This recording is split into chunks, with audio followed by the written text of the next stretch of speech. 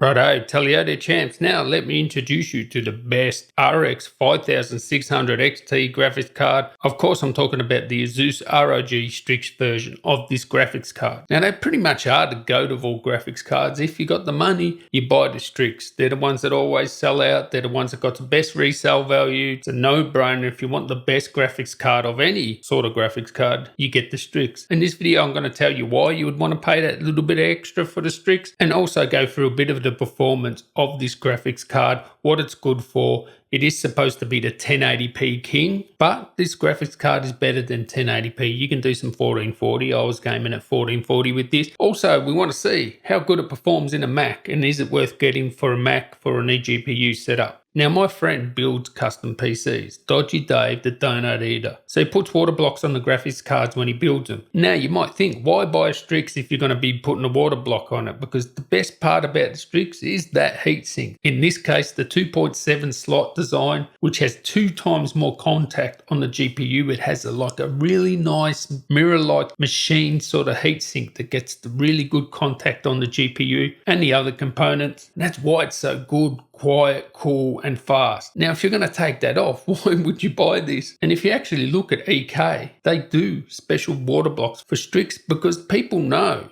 this one here, it's marketed as the Super Alloy Power 2 with premium alloy chokes, polymer capacitors, and an array of high current power stages. And that's why he uses it, because the power delivery on these, you don't get coil line. And even though he's taken off the heatsink, he still uses that. Of course, you get Aura Sync as well. So on the higher end Strix, you get like an RGB header. This one does have fan headers on it, so you can connect it to your case fan. So when this cranks up, your case fans can crank up. Although you'll never hear this thing. I couldn't hear it in my Fractals design case, which does have some soundproofing, but I never heard it when it was on. It does have a switch on the top for quiet bias and performance bias. You're not going to need it. Just leave it in performance, because the temperatures of this, we're barely getting over 60 degrees. You're never going to hit 70 on this. I never did, even playing 1440p with the settings right up. Now, of course, it has 0 dB technology, so when the heat is below, say, 60 degrees, the fans won't come on. So most of the time you won't hear it at all in general use.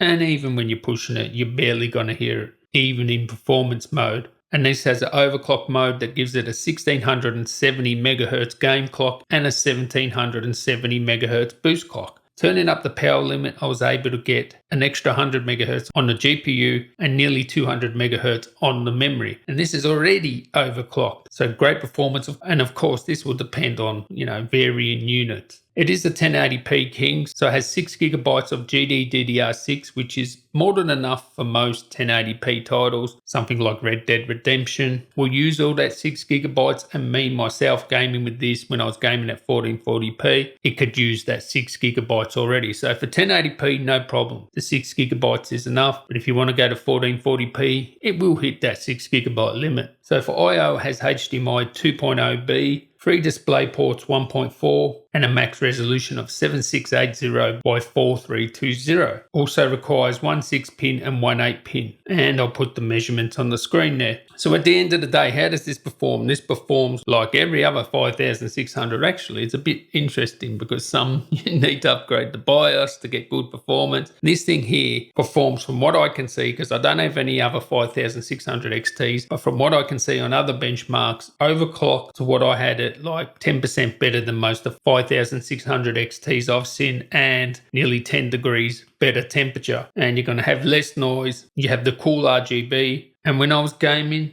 as I said before, it wouldn't get near 70 degrees. No chance. Even in performance mode 1440p with the settings dialed right up. I do think this RX 5600 XT is probably the 1080p king. And this is the king of the kings. Because if you want an RX 5600 XT, this is the way to go. It's worth spending that extra bit of money just for your ears. For your ears' sake. Even if we go with every 5600 XT performs the same, which really they should, given they all have the same power limit. this is going to be the coolest, quietest, and it will get the maximum out of your card. Syncs with all your other stuff with the Aura RGB. And if I was going to buy a 5600 XT, this is the one I'd get. Now, what about in a Mac? Is it worth getting a 5600 XT? Yes, I would say. I'm very surprised, but this 5600 XT, this Strix version was faster than my 5700 XT in Premiere Pro and even Final Cut Pro. With Final Cut Pro, I would not even waste your time with an eGPU unless you're using ProRes, because sometimes it was slower